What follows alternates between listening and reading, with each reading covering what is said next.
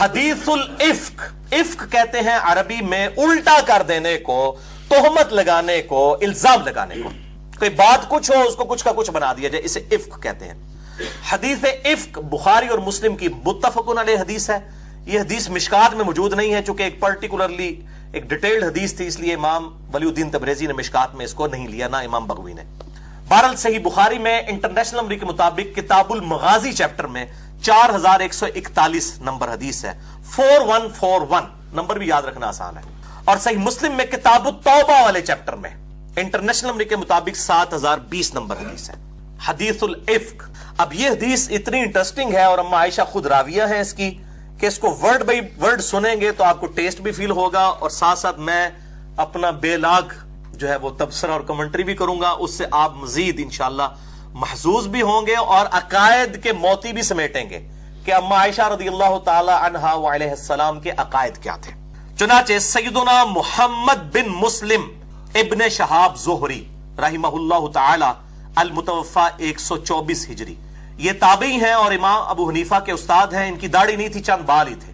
حدیث میں ان سے بڑا عالم ان کے زمانے میں کوئی نہیں تھا۔ عمر بن عبدالعزیز نے ان کی ڈیوٹی لگائی تھی احادیث کو جمع کرنے کے حوالے سے، اور بخاری اور مسلم میں درجنوں نہیں بلکہ سینکڑوں احادیث امام محمد بن مسلم ابن شہاب زہری تابعی المتوفى 124 ہجری سے روایت ہیں۔ الحمدللہ وہ کہتے ہیں کہ مجھ سے 4 بڑے تابعین نے، یعنی تابعی ہیں اور اپنے سے بڑے تابعین نے، جن میں نمبر 1 عروہ بن زبیر جو سیدہ عائشہ کے بھانجے تھے، اسماء بنت ابی بکر کے بیٹے، حضرت ابو بکر کے نواسے، حضرت زبیر اشرا مبشرہ کے بیٹے، اور عبداللہ ابن زبیر صحابی کے چھوٹے بھائی۔ نمبر 2 سعید بن مسیب، نمبر 3 علقمہ بن وقاص، اور نمبر 4 عبید اللہ بن عبداللہ بن عتبہ بن مسعود رحمہم اللہ اجمعین وعلیہم السلام۔ ان چاروں نے سیدہ عائشہ زوجہ رسول صلی اللہ علیہ وآلہ وسلم کے خلاف اس تہمت کا واقعہ بیان کیا، اور ان چاروں سے اما عائشہ نے بیان کیا تھا۔ اما عائشہ پردے میں جو ہے وہ اصحاب کو اور تابعین کو درس دیا کرتی تھی، ہے تو ماں ہے لیکن پردے والا معاملہ تھا۔ اور ان چاروں میں سے ہر ایک نے حدیث کا ایک ایک ٹکڑا روایت کیا، اور بعض کو بعض سے زیادہ یہ حدیث یاد تھی اور بیان کرنے میں بہت صحیح تھے۔ میں نے ہر ایک کی حدیث جو انہوں نے مجھ سے بیان کی، یعنی ابن شہاب زہری کہتے ہیں، اور ابن شہاب زہری ایسا مظلوم آدمی ہے کہ جس کو سنی کہتے ہیں شیعہ، کیونکہ سیدنا علی کی شان میں حدیثیں بخاری مسلم سے اس کی، حالانکہ یہ بھول جاتے ہیں ناسبی کہ حضرت ابو بکر اور عمر کی شان میں بھی جو حدیثیں بخاری مسلم میں وہ بھی ابن شہاب زہری سے، اسی لیے شیخ زبیر لیزئی رحمہ اللہ نے اس کے دفاع کے اوپر پورا مضمون لکھا ہے کہ ابن شہاب زہری جو ہے وہ الحمدللہ سنی تھا، الحمدللہ۔ تو یہ ابن شہاب زہری کہتے ہیں کہ میں نے ان چاروں سے وہ روایت سنی، میں نے ہر ایک کی حدیث جو انہوں نے مجھ سے بیان کی تھی یاد رکھی۔ چنانچہ یہ چاروں حضرات بیان کرتے ہیں خود سیدہ عائشہ سے کہ رسول اللہ صلی اللہ علیہ وآلہ وسلم جب بھی کسی سفر پر جانے کا قصد فرماتے تو ازواج مطہرات رضی اللہ عنہن کے درمیان قرہ اندازی فرمایا کرتے تھے، بیلٹنگ کرتے تھے، جس کا نام نکل آئے اس کو لے گئے۔ یہ تو ہم یہ جو اسی اعتبار سے جو یہ کمیٹی ڈالی جاتی ہے اس میں بیلٹنگ کی جاتی ہے، اس کے بعد وہ جو ہوتا ہے نا ایک بندہ کمیٹی اٹھا لیتا ہے اتنے میں، وہ تو سود ہے۔ ویسے کمیٹی اتنی رقم میں لی جائے وہ تو ٹھیک ہے، اور یہ سنت ہے بیلٹنگ کرنا۔ تو آپ صلی اللہ علیہ وسلم اس بیوی کو ساتھ لے جایا کرتے تھے، پھر جس کا نام قرہ میں نکلتا اس زوجہ کو ساتھ لے جاتے۔ سیدہ عائشہ فرماتی ہیں کہ ایک مرتبہ غزوہ بنی مستلق کے موقع پر قرے میں میرا نام نکلا۔ یہ کوئی پکنک منانے نہیں جانے ہوتے تھے، زندگی اور موت کی کشمکش میں جاری ہوتی تھی بیویاں ساتھ، ظاہر ہے لڑائی لڑنے جا رہے ہیں، یہ نہ سمجھے کو آؤٹنگ پہ جا رہے ہوتے تھے۔ یہ غزوہ بنی مستلق کے موقع پر قرہ میں میرا نام نکل آیا اور آپ صلی اللہ علیہ وسلم مجھے اپنے ساتھ لے گئے۔ یہ وقت وہ تھا جبکہ پردے کی آیات نازل ہو چکی تھیں۔ یہ جملہ یاد رکھنا ہے آپ نے، کیونکہ اس کے بعد میں نے ڈاکٹر ذاکر نائک اور شیخ البانی اور جاوید احمد غامدی ان تینوں کی کلاس بھی تھوڑی سی لینی ہے پردے کے حوالے سے۔ میں ان تینوں کی بہت عزت بھی کرتا ہوں لیکن اختلاف رائے بھی کرتا ہوں، کیونکہ یہ چہرے کا پردے کے قائل نہیں ہے، تو اس کے رد میں یہ بخاری مسلم سے حدیث بیان کرنے لگوں۔ وہ کہتی ہیں کہ پردے کی آیات نازل ہو چکی تھیں، یعنی اس سے پہلے پردہ نہیں تھا، بعد میں ہو گیا۔ چنانچہ سفر کے دوران میں پردے کے ساتھ اونٹ کے ہودج، ایک ڈولی جس میں پرانے زمانے میں وہ عورتوں کو بیاہ کے لایا جاتا تھا، اس قسم کی ڈولیاں بنی ہوئی تھی جس میں سیدہ عائشہ کا وہ ڈولی ہوتی تھی جس کو اٹھایا جاتا تھا، 4 اصحاب اٹھاتے تھے اور پھر اونٹ پہ سوار کروا دیا کرتے تھے۔ ہودج میں سوار، یہ مولویوں کے لیے میں بول رہا ہوں، ہودج ہا کے اوپر زبر ہے، یہ ویسے اردو میں آپ بولیں گے ہودج لوگ بول رہے ہوتے ہیں نا، ہودج میں سوار کرائی جاتی اور اتاری جاتی تھی۔ جب ہم رسول اللہ صلی اللہ علیہ وسلم کی معیت میں जंग से फारिग होकर वापस आए, पिकनिक मनाकर नहीं, जंग से फारिग होकर। कई लोग शहीद भी हुए इसमें। तो मदीना शरीफ के बिल्कुल करीब पहुंच गए तो रात के वक्त आप सल्लल्लाहु अलैहि वसल्लम ने पड़ाव के बाद चलने का हुक्म फरमाया। थोड़ी देर रेस्ट, फिर कहा कि ठीक है अब हम चलते हैं। मैं रफ़े हाजत की गर्ज से यानी पेशाब करने के लिए लश्कर से थोड़ा दूर निकल गई। जब वापस आई और सवार होने के लिए अपनी सवारी के करीब आई तो क्या देखती हूं कि मेरा हार जो यमनी मोतियों का बना हुआ था वो कहीं टूट कर गिर पड़ा है।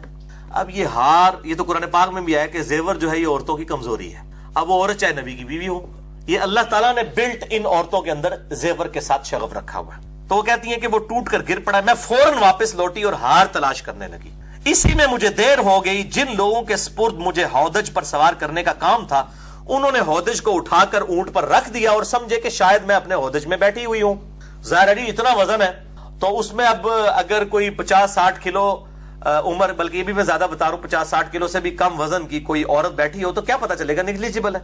और वो ये समझे कि मैं बैठी हूं। उस जमाने में औरतें हल्की हुआ करती थी क्योंकि ग़िज़ा सादी और गैर मुरगन हुआ करती थी, इसलिए हौदज उठाने वालों को कुछ पता ना चल सका। मैं तो उस हौदज में सवार ही नहीं हूं। दूसरा, मैं बहुत कम सिन भी थी, यानी मेरा वजन भी कम था। इसके बाद वो सब ऊंट लेकर चल दिए। मुझे हार उस वक्त मिला जबकि लश्कर अपने मुकाम से रवाना हो चुका था। रात का अंधेरा, अकेली औरत। मैं अपनी जगह पर बैठ गई इस ख्याल से कि जब लोगों को मेरे रह जाने की खबर होगी तो वो जरूर तलाश करने की घर से वापस आएंगे। ये बिल्कुल ऐसे ही करना चाहिए। आज के जमाने में भी अगर जहां पर वो ऐसा मामला है तो वहीं पर रहे ताकि वहां पर आगे कोई तलाश कर सके। अब तो खैर मोबाइल फोन है, मसला ही हल हो चुका है। इसी हालत में मुझे नींद आ गई और मैं बैठे बैठे सो गई। इसी दौरान सैयदना सफवान बिन मुअत्तल रज़ियल्लाहु ताला अन्हु वहां आए। वो लश्कर के पीछे पीछे रहा करते थे ताकि गिरी पड़ी चीजें उठाते हुए आए। यानी जब पड़ाव उठाया तो किसी का कोई सामान ना रह गया हो तो वो पीछे ड्यूटी होती थी कि वो उसको जो है वो मैनेज कर ले। जिस तरह आप लोग अब यहां से जितने 80-100 के करीब लोग बैठे हैं, चले जाएंगे पीछे हमारे उस्मान भाई ने वो सारे वो कप समेटने हैं। तो वैसे तो जब डिस्पोजेबल बाहर ही सुट के लोग टूट जाते सन, जड़ा ना जूसेस ओदे डब्बे भी सुट के, तो वो कहते चलो कोई जरूरी सामान है तो सफवान बिन मुअत्तल पीछे रहते थे तो वो उसको चुना करते थे। वो सुबह के वक्त जब मेरे करीब पहुंचे तो मुझे सोता हुआ देखकर पहचान लिया क्योंकि पर्दा की आयात नाजिल होने से पहले मुझे देख चुके थे। सोती हुई हालत में सईदा आयशा का पर्दा उतर गया हुआ। सैयदना सफवान ने पहचान लिया ये तो अम्मा है। और अम्मा क्या कमेंट्री कह रही है कि उन्होंने मेरी शक्ल इसीलिए देख के पहचान लिया कि पर्दे की आयात नाजिल होने से पहले उन्होंने मेरी शक्ल देखा था। अगर वो ना देखी होती तो मुझे पहचानते भी नहीं औरत कौन है। Point to be noted for doctor Zakir Naik, Sheikh अलबानी, चले वो तो फौत हो चुके रहीमहुल्लाह, और जावेद अहमद गामदी साहब हाफिज़हुल्लाह ताला, सारों के लिए। तो ये पर्दे का चेहरा था उम्महातुल मोमिनीन। हमारे लिए तो आइडियल वही है ना। सूरतुल अज़ाब में आया कि नबी की बीवी हो, तुम आम औरतों की तरह नहीं हो, अगर तुमने बेहयाई की तुम्हें दुगना अजाब दिया जाएगा। तुम तो रोल मॉडल हो उम्मत के लिए। तो उम्मत के लिए क्योंकि गामदी साहब कहते हैं ये अज़वाज की खसूसियत थी, चेहरा ढांपना बाकियों की नहीं है। डॉक्टर जाकिर नाइक साहब का भी यही मौक़िफ़ है कि अगर कोई कर ले तो बेहतर है, ना करे तो कोई वाजिब नहीं है। तो पर्दे की आयात जो नाजिल हुई, हुक्म नाजिल हुआ, फिर किसके लिए हुआ था? मसला 106 में भी मैंने थोड़ा बहुत इशारा किया। इंशाल्लाह मुझे मौका मिला तो मैं इसके ऊपर डिटेल लेक्चर भी इंशाल्लाह इस हवाले से दूंगा। तो सफवान बिन मुअत्तल ने जब देखा तो अम्मा आयशा कहती है उन्होंने जोर से पढ़ा इन्ना लिल्लाहि व इन्ना इलैहि राजिऊन, यानी एक बहुत बड़ी मुसीबत थी मुसलमानों के ऊपर। उनकी आवाज सुनकर मेरी आंख खुल गई। उन्होंने ऊंची आवाज में पढ़ा कि अम्मा जाग जाए, और मैंने अपनी चादर से फौरन अपना चेहरा छुपा लिया, यानी चेहरा छुपा लिया। इसमें चेहरे के अल्फाज मौजूद है। अच्छा, अल्लाह की कसम हम दोनों ने आपस में कोई बात तक नहीं की। आप जरा उस सहाबी की जो है इफ्फत और इस्मत को भी दाद दे, वरना वो कहते अम्मा जी तुसी पीछे रह गए हो, मैं जनाब हाजिर तोड़ा गुलाम, इधर तो लोग बड़ी एफिशिएंसी झाड़ते हैं जनाब, बेफिक्र वो कुछ नहीं होता, मैं जनाब उन्हें ऊँट लेके आया। कोई बात नहीं। इस चीज को भी उन्होंने सईदा आयशा की इस्मत और इफ्फत के मुनाफी समझा। वो कहते हैं सिर्फ ये पढ़ा और मैं उठी और कोई बात नहीं की। अल्लाह की कसम हम दोनों ने आपस में कोई बात तक नहीं की, और ना ही मैंने उनसे सवाए इन्ना लिल्लाहि व इन्ना इलैहि राजिऊन के कोई और बात सुनी। ये इन्होंने आपस में कोई खुद कलामी भी नहीं की कि शुक्र है या अल्लाह मैंने भेजा, आपस में भी कोई बात नहीं की। उन्होंने अपने आप से भी कोई बात नहीं की। सफवान रज़ियल्लाहु ताला ने अपनी सवारी से उतरकर इसके दस्तों पा को बांधने में मसरूफ हुए। फिर उन्होंने मुझे उस पर बैठने को कहा और मैं उस पर बैठ गई, यानी वो जानवर बिदक ना जाए, तो वो आप रज़ियल्लाहु ताला अन्हा उस पर सवार हो गई। صفوان یعنی بٹھایا، اس نے اونٹ کو نیچے بٹھایا تو پھر آپ اس کے اوپر سوار ہیں. صفوان آگے آگے اونٹ کو کھینچتا ہوا چلا اور ہم دوپہر کے قریب شدت کی گرمی میں لشکر میں پہنچ گئے اور سب ٹھہرے ہوئے تھے، یعنی سب انتظار کر، ابھی مدینے میں نہیں پہنچے تھے، راستے میں انتظار کر رہے تھے. پھر جسے تہمت لگا کر ہلاک ہونا تھا وہ ہلاک ہو گیا، اور جو اس بہتان کا سب سے زیادہ محرک ہوا وہ منافقین کا سردار عبداللہ ابن ابی تھا. اور وہ ابن زبیر کہتے ہیں کہ مجھے معلوم ہوا ہے کہ عبداللہ ابن ابی کے سامنے جب بھی افک کا ذکر ہوتا تو وہ اس کا اقرار کرتا تھا اور اس واقعے کو یعنی جھوٹا واقعہ بنا کے سنایا بھی کرتا تھا. جبکہ ان بہتان لگانے والوں میں تینوں ہی صحابہ ہیں، کوئی بریلوی دیوبندی اہل حدیث شیعہ نہیں ہے، حنفی شافعی مالکی حنبلی نہیں ہے، تینوں صحابہ. نمبر 1 سیدنا حسان ابن ثابت رضی اللہ تعالی عنہ وعلیہ السلام. نمبر 2 سیدنا مصطح بن اثاثہ رضی اللہ تعالی عنہ وعلیہ السلام، یہ سیدنا ابوبکر کے رشتہ دار بھی تھے. اور تیسرا ام المؤمنین سیدہ زینب کی بہن چھوٹی حمنہ بنت جحش رضی اللہ عنہن وعلیہم السلام. یہ 3 تھے جنہوں نے جو اس تہمت لگانے والوں میں شامل ہو گئے بغیر دلیل کے. اور پھر چونکہ دلیل نہیں تھی، جھوٹا الزام بھی تھا، ان کو پھر 80 کوڑے بھی لگے. صحابی ہونے کے چھوڑا نہیں گیا. وہ حدیث موجود ہے ترمذی میں 3180، سنن ابی داؤد میں 4474، مشکات میں بھی موجود ہے 3579 3579 کہ ان تینوں کو پھر 80 کوڑے بھی لگائے گئے جھوٹے الزام کی وجہ سے، قذف جسے کہا جاتا ہے. اگر ثابت نہ ہو تو پھر ان پہ کوڑے لگائے جائیں گے. عبداللہ ابن ابی کو چھوڑ دیا گیا چونکہ منافق تھا، فتنے کے ڈر سے کہ وہ پارٹی بازی نہ بنا لے، اس کے تو سب کو عیاں تھا، اس کو اس میں صرف نظر کیا. تو کہتے ہیں کہ اس کے علاوہ اور کوئی مجھے نہیں پتا کسی صحابی اس میں شامل ہوا ہو، مگر منافقین کی ایک جماعت تھی جس کے متعلق اللہ تعالیٰ نے فرمایا والذی تولی کبرہ منہم لہ عذاب عظیم، کہ ان میں سے جو سب سے بڑا ہے ہم اس کو عذاب دیں گے، یعنی عبداللہ ابن ابی. وہ بڑا اس کا سرغنہ تھا، یعنی جو ان کا سرغنہ تھا اس کے لیے دردناک عذاب ہے. اور عروہ کہتے ہیں کہ وہ بڑا سرغنہ عبداللہ ابن ابی تھا. اور آپ کو حیرانگی ہوگی کہ بنو امیہ کے لوگ کتنے عرصے تک یہ جو الفاظ ہیں نا قرآن میں کہ ان کا بڑا جو ہے اس کو عذاب دیں گے تو حضرت علی پہ لگاتے تھے، نعوذ باللہ. لیکن بخاری مسلم پہ قربان جائیں، انہوں نے تو نام بھی لکھ دیے کہ عبداللہ بن ابی تھا. یعنی جب انسان دشمنی پہ اتر آئے تو پھر انسان، جس طرح وہ مشرکین عرب کہا کرتے تھے، یہودی جو ہے وہ کہتے تھے کہ مسلمانوں سے تو مشرکین عرب بہتر ہیں. حالانکہ مسلمان تو حضرت موسیٰ کو بھی مانتے تھے، آسمانی دین کو مانتے تھے، مشرکین تو بت پرست تھے. لیکن جب کسی کا گیر الٹا لگ جائے، تعصب میں بغیم بینوں میں آ جائے تو پھر ان قسم کی بات کرتا ہے. جس طرح یہاں پہ بھی ہمارے جو بعض جو سخت قسم کے مولوی ہیں وہ کہتے ہیں جناب یہ جو بریلوی دیوبندی ہیں یہ تو مشرکین عرب سے بھی گئے گزرے. مشرکین عرب تو نبی صلی اللہ علیہ وسلم کو پیغمبر ہی نہیں مانتے تھے، نعوذ باللہ، کتنے الفاظ ان کے لیے استعمال کرتے تھے. اور یہ تو پھر بھی نبی صلی اللہ علیہ وسلم کی عزت کرتے ہیں. اسی طریقے سے بریلوی جب بولنے پہ آتے ہیں وہ کہتے ہیں جی اہل حدیث تو جو ہے مشرکین عرب سے بھی گئے گزرے ہیں، وہ گستاخ رسول ہیں، یہ بھی گستاخ رسول ہیں. یعنی جس کا جو دل کرتا ہے نا وہ بولتا ہے. تو یہ میں نے ساتھ انصاف کا تقاضا تھا، چونکہ یہ تاریخ اسلام میں بہت یہ ملتا ہے کہ یہ بڑے شد و مت کے ساتھ پھر اللہ تعالیٰ نے ان کا زور ٹوٹا. اور وہ کہتے ہیں کہ اگرچہ سیدنا حسان بھی توبت لگانے والوں میں شامل تھے، مگر سیدہ عائشہ حسان کا برائی سے ذکر کرنا ناپسند کیا کرتی تھی، کیونکہ حضرت حسان نبی صلی اللہ علیہ وسلم کے لیے نعتیں کہا کرتے تھے. کیونکہ ان کا یہ شعر بھی سیدہ عائشہ کو بڑا پسند تھا. حسان ابن ثابت نے ہی کہا فَإِنَّ أَبِي وَوَالِدَهُ وَعِرْضِي لِعِرْضِ مُحَمَّدٍ صلی اللہ علیہ وسلم، کہ بے شک میں، میرے ماں باپ، میری عزت اور آبرو سب نبی صلی اللہ علیہ وسلم کی عزت کے لیے قربان ہے. تو یہ نعت کے والے سے بخاری مسلم میں بھی حدیثیں موجود ہے حسان ابن ثابت کے بارے میں، مسئلہ نمبر 56 میں نے ریکارڈ کروائی ہیں وہ احادیث. بہرحال سیدہ عائشہ فرماتی ہیں میں مدینہ میں 1 مہینہ تک بیمار رہی اور لوگوں میں تہمت کے متعلق بات چیت ہوتی رہی اور میرا شک بڑھتا رہا. اب سیدہ عائشہ کو کسی نے نہیں بتایا کہ جی آپ کے خلاف اس طرح کا طوفان کھڑا کر دیا. کہتی ہیں میرا شک بڑھتا گیا اور قدرے اس وجہ سے زور پیدا ہوا کہ میں نے رسول اللہ صلی اللہ علیہ وسلم کو اس بیماری میں پہلے کی طرح مہربان نہیں دیکھا تھا. آپ صلی اللہ علیہ وسلم اندر تشریف لاتے اور صرف اتنا دریافت فرما کر چلے جاتے کہ عائشہ آپ کیسی ہو. آپ صلی اللہ علیہ وسلم کے اس طرز عمل سے میری بیماری میں اضافہ ہوتا گیا اور مجھے اس طوفان کی کوئی خبر ہی نہیں تھی. جب مجھے کچھ صحت ہوئی تو میں مستح کی ماں کے ساتھ رفع حاجت کے لیے باہر گئی. یعنی وہاں پہ ٹوائلٹ اٹیچ بات تو نہیں ہوا کرتے تھے، عورتیں بھی رات کے وقت میں اور ٹوائلٹ بھی جانے کی ٹائمنگ ہوا کرتی تھی. یہ بے ٹائم کھانے آج کل کے انہوں نے تو ہر ٹائم ٹوائلٹ لگا دیا، بلکہ بعض لوگ تو وہ مطلب بار بار ٹوائلٹ جا رہے ہوتے ہیں جب بھی کوئی نماز کا ٹائم ہے. تو یہ اس لیے کہ بے وقتہ کھانا ہے، اس وقت تو ٹائمنگ ہوتی تھی. ابھی بھی جو لوگ کھانا ٹائمنگ پہ کھاتے ہیں وہ ٹائمنگ کے اوپر ہی ٹوائلٹ والا ایشو ان کے ساتھ ہوتا ہے. اس سے مراد یعنی بڑے پیشاب کی میں بات کر رہا ہوں، چھوٹے پیشاب والا تو اتنا ایشو نہیں ہوتا تھا. تو وہ کہتی ہیں کہ اس وقت ہم لوگ باہر جایا کرتے تھے تو اب وہ کہتی ہیں کہ میں مستح کی یعنی جو تہمت لگانے والا صحابی تھا اس کی ماں کے ساتھ ہی باہر جا رہی تھی. اب حضرت عائشہ کو تو پتہ نہیں تھا کہ اس کے بیٹے نے ہی کام ڈالا ہوا ہے. رفع حاجت کے لیے گئی اور ہم ہمیشہ راتوں کو جایا کرتے تھے. یہ اس وقت کی بات ہے جبکہ ہمارے گھروں کے قریب بیت الخلاء نہیں ہوتے تھے اور ہم بھی عربوں کی عادت قدیمہ کی طرح اس کام کے لیے جنگل میں جایا کرتے تھے کیونکہ گھروں میں بیت الخلاء بنانے سے ہمیں تکلیف ہوتی تھی, یعنی بدبو کی وجہ سے ہم اس کو پسند نہیں کرتے تھے. ظاہر ہے اس وقت سیوریج کا سسٹم نہیں تھا, تو ظاہر ہے وہ جس طرح آج مطلب ہم نے تو اپنی یعنی بچپنے میں یہ چیزیں دیکھی ہیں کہ عورتیں وہ صفائی کرنے والی گھر سے سب کچھ اٹھا کے لے جایا کرتی تھیں جب تک یہ سیوریج والا سسٹم نہیں تھا.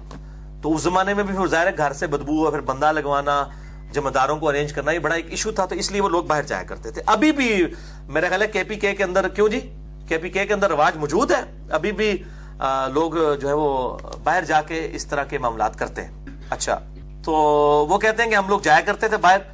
میں اور مستح کی ماں جو کہ ابی رحم بن عبد المطلب بن عبد مناف کی بیٹی تھی اور اس کی ماں سخر بن عامر کی بیٹی تھی اور وہ میرے والد سیدنا ابوبکر کی خالہ تھی اور مستح بن ثاثہ ان کا بیٹا تھا, یعنی سیدنا ابوبکر کی خالہ کا بیٹا رشتے میں.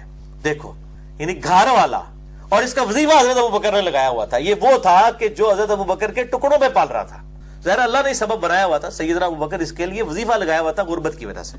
تو کہتے ہیں کہ میں اس کی ماں کے ساتھ جب رفع حاجت سے فارغ ہو کر لوٹنے لگے تو راستے میں مستح کی ماں کا پاؤں چادر میں الجھا تو وہ گر پڑی, تو وہ اپنے بیٹے مستح کو برا کہنا شروع ہو گئی کہ تیرے ستیہ ناس ہو جائے. یہاں پہ بھی عورتوں کی یہ عادت ہوتی ہے نا, کوئی اس قسم کی ایمرجنسی ہوئی, کوئی کسی کو کوئی انگلی پہ لگ گئی تو وہ گری نہ, تو اس نے اپنی ماں اپنے بیٹے کو کہا تیرا بیڑا گرک ہو جائے مستح, تیرا وہ بال میرے تے پیا, میں ڈگی ہے نا تیری وجہ نال, تو جڑا پٹھا کام کیتا ہے. یہ اصل میں تھا بیچ میں. اب اما عائشہ کہتی ہے میں نے کہا ارے تم مستح کو کیوں بری کہہ رہی ہو, گری تو خود ہو, وہ تو جنگ بدر کا صحابی ہے. لو جی بدری صحابی. یہاں لوگ کہتے ہیں صحابہ معصوم ہے, وہ بھائی انسان تھے, غلطی ہو سکتی ہے. اس سے بڑی کو غلطی ہے کہ اما عائشہ کے اوپر تہمت لگا دی. صحابہ معصوم نہیں تھے, انسان تھے, اور ہم تو ان کی جوتیوں کی خاک کے برابر بھی, لیکن ان کو پیغمبروں کا درجہ تو نہ تھے. جو میں نے پچھلی دفعہ بتایا کہ شیخ البانی نے حدیث حوض کے اوپر لکھا ہے کہ شیعہ 12 اماموں کو معصوم مانتے ہیں اور سنی جو ہے وہ سارے صحابہ کو معصوم مان کے شیعوں والا ہی کام کر رہے ہیں. احترام کریں, غلطی اپنی جگہ, معصومیت صرف انبیاء والی ہے, اور انبیاء کی بھی معصومیت کا وہ عقیدہ نہیں ہے جو پبلک میں ہے. میں نے عصمت انبیاء پہ پورا لیکچر دیا, مسئلہ 88A اور B. انبیاء سے لغزشیں ہوئی ہیں, غلطیاں ہوئی ہیں, گناہ نہیں ہوئے. لغزشیں غلطیاں ان سے بھی ہوئی ہیں, قرآن میں ریوارڈ ہوئی ہیں. حضرت آدم علیہ السلام کی غلطی, حضرت یوسف علیہ السلام, موسیٰ علیہ السلام, نوح علیہ السلام, ابراہیم علیہ السلام, ایون ہمارے نبی صلی اللہ علیہ وسلم کے کیس میں بھی 3 چیزیں بیان ہوئی قرآن کے اندر. عصمت انبیاء کے عقیدے پہ شبہات کا تحقیقی جائزہ, مسئلہ نمبر 88A اور B ahlsunnatpak.com پہ ریکارڈ ہے. وہ کہتے ہیں کہ جی اس نے اپنے بیٹے کو برا کہنا شروع کیا. میں نے کہا مستح کو برا کہہ رہی ہو جبکہ وہ جنگ بدر کا صحابی ہے. انہوں نے کہا اللہ کی بندی عائشہ تم نے مستح کی بات نہیں سنی, اس نے کیا بات کی ہے؟ تو اس نے ساری بات بیان کر دی جس سے میری بیماری دگنی ہو گئی. سیدہ عائشہ پہلے ہی بیمار, اوپر سے یہ صدمہ. اب ان کو فلم چلنا شروع ہو گئی, اچھا یہ جو حضور صلی اللہ علیہ وسلم بھی میرے ساتھ اتنا التفات نہیں فرما رہے, تو یہ تو نبی صلی اللہ علیہ وسلم کے دل میں بھی یہ بات بیٹھ گئی ہوئی ہے, اور وہ آگے آئے گا. اتنے سخت الفاظ ہیں سیدہ عائشہ کے. تو میں گھر آئی اور آپ صلی اللہ علیہ وسلم گھر میں آئے, تو آپ صلی اللہ علیہ وسلم نے دور ہی سے سلام کے بعد مجھ سے پوچھا. اب تو پوری فلم چلی ہوئی تھی. سیدہ عائشہ نے کہا اچھا, انہوں نے سمجھ لگ گئی ہے, دل ہی دل میں انہوں نے کہا. مجھ سے پوچھا فرمایا کیسی ہو؟ میں نے عرض کیا کہ مجھے میرے ماں باپ کے گھر جانے کی اجازت دے دیں. اب یہ انڈیکیٹر تھا, ورنہ ایک محبوب بیوی اپنے خاوند سے کہہ رہی ہے میں اپنے ماں پیوں نے مل آواں, تو سوچے گا بھی خیریت ہے, کس لیے جانا ہے, کتنے دنوں بعد آؤگی. سیدہ عائشہ کہتی میں اس لیے جانا چاہ رہی تھی, میں جا کے ادھر جا کے پوچھوں اپنے ماں باپ سے کہ یہ جو طوفان کھڑا ہوا ہے تو تسی لوگ پہ کر دو, میں تو اڈی بچی ہیں. تو نبی صلی اللہ علیہ وسلم نے, میرا خیال تھا کہ میں ان کے پاس جا کر اس بات کی تحقیق کروں, تو آپ صلی اللہ علیہ وسلم نے مجھے فوراً اجازت دے دی, کوئی آپ نے نہیں روکا. میں گھر آئی اور اپنی ماں سے کہا کہ ماں یہ لوگ کیا باتیں کر رہے ہیں. تو ماں سادیاں ماں, انہوں نے کہا بیٹی تم اس کا بالکل غم مت کھاؤ. مجھے بھی لوگ کہتے ہیں علی بھائی آپ پہ الزام لگتا ہے, آپ خاموش نہیں, خیر ہے اللہ تعالیٰ بات کرنے والے, وہ جس سے ہو رہی ہوتی ہے انہوں پتا ہے نا کہ پہ ہوتا ہے, کسی کو مشورہ دینا بڑا سوکھا ہوتا ہے. اب یہ ماں کیا کہہ رہی ہے؟ ماں کہتی ہے کہ بیٹا غم نہ کھاؤ, یہ تو شروع سے ہوتا چلا ہے, جب کسی خوبصورت عورت کی سوکنیں ہوتی ہیں اور شوہر اس سے زیادہ محبت کرتا ہے تو اس قسم کی عورتوں پہ الزامات نکلتے رہتے ہیں. میں نے کہا سبحان اللہ, لوگ ایسی باتیں منہ سے نکالنا شروع ہو گئی اور آپ کہہ رہی ہیں کچھ نہیں. وہی گل ہے نا جس سے مصیبت پئی ہوتی ہے انہوں پتا ہوتا ہے نا. لیکچر تو انہیں ریکارڈ کرانا ہے. انجینئر محمد علی مرزا پر 10 جھوٹے الزامات کا تحقیقی جائزہ, وہ جو تکلیف سے گزرا ہوتا ہے اس کو پتا ہوتا ہے. خیر میں رات بھر روتی رہی اور صبح ہو گئی, نہ آنسو تھمے نہ ہی نیند آئی پوری رات. جب وہی الہی آنے میں دیر لگی تو رسول اللہ صلی اللہ علیہ وسلم نے سیدنا علی رضی اللہ تعالیٰ عنہ اور سیدنا اسامہ کو بلایا. یہی دو حضور کے لاڈلے سے آپ ہی تھے. سیدنا علی بچپن سے پالا ہوا اور سیدنا جو اسامہ تھے وہ زید ابن حارثہ کے بیٹے, وہ بھی آپ کے پوتوں کی مانند تھے. اچھا, اور اس معاملے میں مشورہ کیا. اسامہ جو ازواج مطہرات کی پاک دامنی سے واقف تھے کہنے لگے یا رسول اللہ صلی اللہ علیہ وسلم, عائشہ تو آپ صلی اللہ علیہ وسلم کی بیوی ہیں, ان کو اپنے پاس رکھیے, میں ان میں کوئی برائی نہیں دیکھتا, وہ نیک اور پاک دامن عورت ہے. یعنی نبی صلی اللہ علیہ وسلم مشورہ لے رہے ہیں کہ بتاؤ کہ یہ جو باتیں ہو رہی ہیں اس میں تمہارے, اب آج کل کا کوئی بندہ ہوتا تو کہتا ہے یا رسول اللہ علیہ وسلم تہاڈی بیوی یہ ہو ہی نہیں سکتا ہے جو ہے ہوئے, کس طرح دی گلاں کر رہے ہو, تسی خود اپنی بیوی تے شک کر رہے ہو. لوگ تو اس طرح کی باتیں کرتے ہیں فوراً ہی, مطلب لوگ جو ہے نا فضائل بیان کرنا شروع کر دیتے ہیں, لیکن ان کو پتا تھا کہ انسان تو انسان ہے, غلطی کا پتلا ہے, اور نبی صلی اللہ علیہ وسلم اگر پوچھ رہے ہیں تو ہمیں اب ان کے بارے میں صحیح کامنٹس دینے چاہیے جو ان کا کریکٹر ہے. اچھا, اس کے بعد نبی صلی اللہ علیہ وآلہ وسلم نے سیدنا علی سے پوچھا تو سیدنا علی نے عرض کیا یا رسول اللہ صلی اللہ علیہ وسلم آپ کے لیے عورتوں کی کوئی کمی ہے؟ اور بھی اور بہت سی عورتیں موجود ہیں, آپ ان سے نکاح کر سکتے ہیں. اب اس بات کو نا لوگ کہتے ہیں جی سیدنا علی نے بغض کا اظہار کیا ہے اما عائشہ کے ساتھ. بھئی یہ ان کا بغض نہیں تھا, یہ نبی صلی اللہ علیہ وسلم سے ان کی انتہا درجے کی عقیدت تھی. انہوں نے قطعاً نہیں کہا کہ عائشہ اس طرح کی ہے یا اس نے یہ کیا ہے, انہوں نے کہا یا رسول اللہ آپ نے ایک بیوی کے پیچھے اتنی ٹینشن لی ہے, اتنی عورتیں اور موجود ہیں آپ کے لیے. اور واللہ اللہ تعالیٰ نے قرآن حکیم میں سیدنا علی کی توثیق کر دی ہے قیامت تک کے لیے. میں نازبیوں کو پھکی دے رہا ہوں جو علی سے بغض رکھتے ہیں اور کہتے ہیں جی علی عائشہ سے بغض رکھتے, نعوذ باللہ. علی بھی جو اللہ تعالیٰ بھی عائشہ سے بغض رکھتے تھے. واقعہ ایلا جو بخاری مسلم میں ہے, جو سورہ الاحزاب اور سورہ تحریم کے اندر اس کی ڈیٹیل موجود ہے کہ نبی صلی اللہ علیہ وسلم سیدہ عائشہ اور حفصہ نے جو آپ صلی اللہ علیہ وسلم کے ساتھ بدتمیزی کی, جو قرآن میں بھی آیا سورہ تحریم سورۃ الاحزاب میں, حتیٰ کہ طلاق تک نوبت آ گئی. آپ صلی اللہ علیہ وسلم کو کہا گیا طلاق دیں ان دونوں کو. میں نے پورا مسئلہ نمبر 105 جنید جمشید پہ گستاخی کے الزام کا تحقیقی جائزہ, اس میں یہ حدیث ایلا بیان کی ہے. آج محل نہیں ہے ورنہ تو 1-1.5 گھنٹہ لگ جائے. اس حدیث میں بھی آپ صلی اللہ علیہ وسلم کی ناراضگی اور اس کی تسلی میں جب سورہ تحریم کی آیات نازل ہوئی تو عائشہ اور حفصہ کو کہا گیا تمہارے دلوں میں ٹیڑھ پن آ گیا ہے, رجوع لاؤ, توبہ کرو, اور اگر تم ہمارے نبی کے ساتھ یہ سلوک کرو گی تو یہ یاد رکھو اللہ تعالیٰ ان کو اور عورتیں دے گا اگر وہ تمہیں طلاق دے دے. پھر اللہ تعالیٰ نے ان بیویوں کی خوبیاں گنوائیں کہ اگر اے نبی صلی اللہ علیہ وسلم آپ عائشہ اور حفصہ کو طلاق دے دے تو ہم آپ کو مسلم, مؤمن, تابع فرمان, توبہ کرنے والی, عبادت گزار, روزہ دار اور کنواریاں اور عورتیں عطا فرما دیں گے. تو سیدنا علی نے کون سا جرم کیا یہ کہا کہہ کے کہ یا رسول اللہ آپ کے لیے تھوڑی اور عورتیں ہیں. انہوں نے تو اتنا کہا, اللہ تعالیٰ نے اس کی بریک اپ بھی دے دیا کہ اگر آپ عائشہ و حفصہ کو طلاق دیں تو ہم آپ کو مسلم, مؤمن, تابع فرمان, توبہ کرنے والی, عبادت گزار, روزہ دار, کنواری بیویاں اور عطا فرما دیں گے. آپ ان دو بیویوں پہ بیٹھے ہوئے. آپ صلی اللہ علیہ وسلم کے بارے میں بڑی سخت حمیت تھی سیدنا علی کے دل میں, تو یہ انہوں نے اس کا اظہار کیا. حضرت عائشہ کو کوئی برا نہیں کہا, اور آگے الفاظ بھی آپ دیکھیں اس سے بھی آپ کو کلیئر ہو جائے گا. تو انہوں نے کہا آپ کے لیے عورتوں کی کوئی کمی ہے؟ آپ صلی اللہ علیہ وسلم بریرہ اپنی خادمہ سے پوچھئے. سیدنا علی نے کہا کہ میں اب اس کے بارے میں کیا کامنٹس کروں, عائشہ کے بارے میں سب سے قریبی تو آپ کی خادمہ ہے جو عائشہ اور آپ کے دونوں کے ساتھ اٹیچ ہے, وہ سب سے بہتر سمجھتی ہے کہ سیدہ عائشہ رضی اللہ تعالیٰ عنہا کا کریکٹر کیسا ہے. وہ سب قصہ بیان کریں گی. پھر آپ صلی اللہ علیہ وسلم نے بریرہ کو طلب کیا اور فرمایا اے بریرہ, عائشہ کی کوئی بے جا بات تمہیں معلوم ہو اور دیکھی ہو تو اسے بیان کرو. بریرہ نے کہا اللہ کی قسم جس نے آپ صلی اللہ علیہ وسلم کو رسول بنا کر مبعوث کیا, میں نے عائشہ میں کوئی ایسی بات نہیں دیکھی کہ اس پر تہمت کی تصدیق کر سکوں. انہوں نے توثیق کر دی. اللہ اکبر. ہاں وہ نہایت کم سن لڑکی ہیں اور ان کے بھولے پن کی حالت یہ ہے کہ آٹا گوندھ کر سو جاتی ہیں تو بکری آ کر کھا جاتی ہے. یعنی یہ ان کے اندر ایک تھوڑی سی اس حوالے سے کمزوری موجود ہے, باقی کریکٹر کی کوئی کمزوری نہیں ہے. آپ صلی اللہ علیہ وسلم بریرہ کی بات سن کر کھڑے ہوئے, پھر ممبر پر آ کر آپ صلی اللہ علیہ وسلم نے عبداللہ ابن ابی کے متعلق مسلمانوں سے خطبہ ارشاد فرمایا اور کہا مسلمانوں اس شخص سے کون بدلہ لے گا جس نے میری بیوی پر الزام لگایا ہے اور مجھے بدنام کرنے کی کوشش کی ہے اور اس بدنامی کو مجھ تک لے آیا. اللہ کی قسم میں اپنی بیوی کو نیک اور پاک دامن ہی سمجھتا ہوں. اب یہ جو آپ صلی اللہ علیہ وسلم کا قسم اٹھانا ہے نا, تو بخاری اور مسلم میں حدیث ہے کہ اللہ کے ایسے نیک بندے بھی ہیں جب قسم اٹھا دیں تو اللہ ان کی قسم کو سچا کر دیتا ہے. تو سب سے نیک آدمی کون ہے؟ ہمارے محبوب صلی اللہ علیہ وسلم. اور یہ اس قسم میں یہ چیز پوشیدہ ہے کہ آپ صلی اللہ علیہ وسلم بھی سیدہ عائشہ کے بارے میں حسن ظن رکھتے تھے. اچھا، اور پھر نبی صلی اللہ علیہ وسلم نے اسی خطبے میں کہا کہ اور جس غریب صفوان کو یہ شریک کر رہے ہیں میرے بیوی کے معاملے میں، وہ بھی انتہائی اچھا آدمی ہے، میری غیر موجودگی میں کبھی بھی وہ میری بیوی کے پاس نہیں آیا. یہ کلام سنتے ہی سعد ابن معاذ اوس کے سردار کھڑے ہوئے اور عرض کیا، یا رسول اللہ، آپ کے حکم کی تعمیل کی جائے گی. اگر یہ شخص میرے قبیلے کا ہوتا، یعنی عبداللہ ابن ابی، وہ خزرج میں سے تھا، تو میں ابھی اس کی گردن مار دیتا.